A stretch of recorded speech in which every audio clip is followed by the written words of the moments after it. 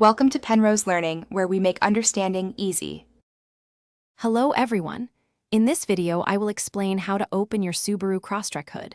First, make sure your vehicle is safely parked on a flat surface with the engine turned off and the parking brake set. Next, you'll need to locate the primary hood release lever inside the cabin.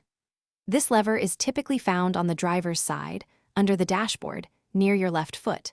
It often has a small icon resembling a car with its hood open. This is the first of two steps to access your engine bay. Once you've located the interior lever, give it a firm pull towards you. You should hear a clear pop sound, which signals that the primary hood latch has disengaged. Now, you can exit your vehicle and walk to the front.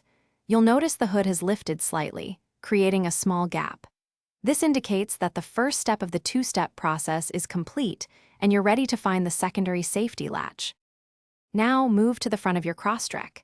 Carefully reach your fingers under the center of the hood, usually just above the Subaru emblem. You'll feel a small secondary safety latch. This is a crucial safety feature.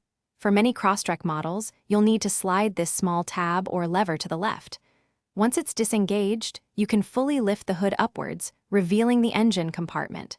You're almost there. With the hood fully open, find the metal prop rod.